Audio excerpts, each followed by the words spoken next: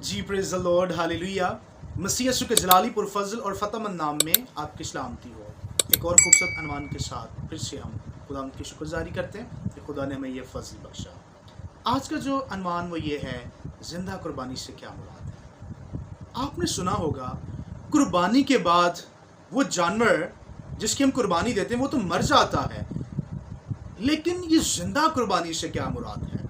आए हम एक हवाला पढ़ते हैं। रोमियो के नाम पौलुस रसूल का ख़त और उसका 12वां बाब और उसकी पहली आयत मुबारका। खुदा के कलाम में कुछ यूं रकम है।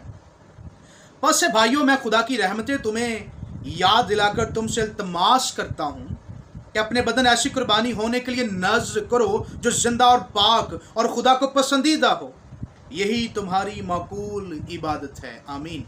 पाक कलाम का पढ़ा जाना, सुना जाना, समझा जाना हम सब के लिए से बरकत हो। खुदा का शुक्र हो। आमीन।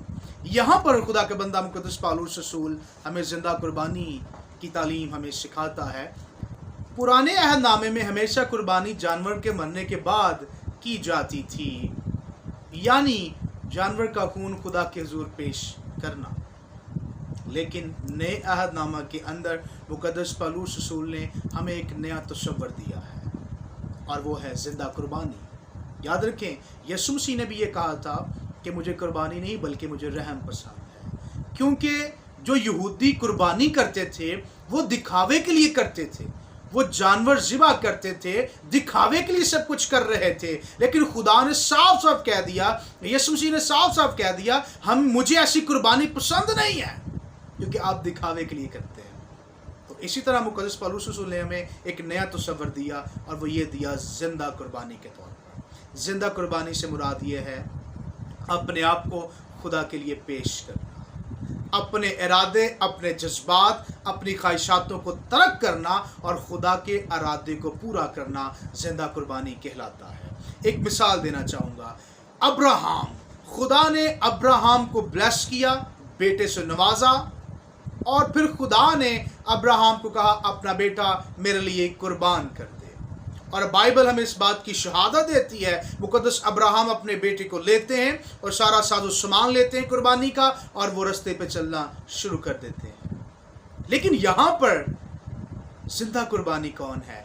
यहाँ पर जिंदा कुर्बानी मुकद्दस अब्राहम है, क्योंकि उन्होंने अपने ख्वाब को, अपनी डिजायर को, अपनी खुशी को तर्क कर दिया, क्योंकि उसकी खुशी उसके बेटे के अंदर थी जो कि उसे 100 साल के बाद मिलता है। उसकी खुशी उस बेटे के अंदर थी क्योंकि उसे वो बेटा बहुत उम्मीदों के बाद मिलता है, लेकिन वो खुदा के लिए जिंदा कुर्बानी के तौर पर नजर आता है हमें। वो अपने ख्वाबों को, अपने ख्यालातों को, अपने जज्बातों को, अपनी खुशी को, अपनी उम्मीद को तर्क कर देता है और खुदा के लिए अपने आप को जिंदा कुर्बानी के तौर पर पेश करता है। आमीन। सो मेरे अजीज़ों, आज खुदा आपसे जिंदा कुर्बानी की तवक्को करता है। आपको अपने ख्वाहिशात, अपने जज्बात, अपनी हर वो चीज़, खुशी जो बाइबल के मुताबिक दुरुस्त नहीं है, आपको उसको रद्द करना है और अपने आप को जिंदा कुर्बानी के तौर पर पेश करना है। और खुदा ये चाहता है कि हम अपनी ख्वाहिशातों को छोड़ें और कमाल की तरफ कदम बढ़ाएं। सो खुदा आप सबों को बड़ी बरकत दे। अपना ख्याल रखें। God bless you.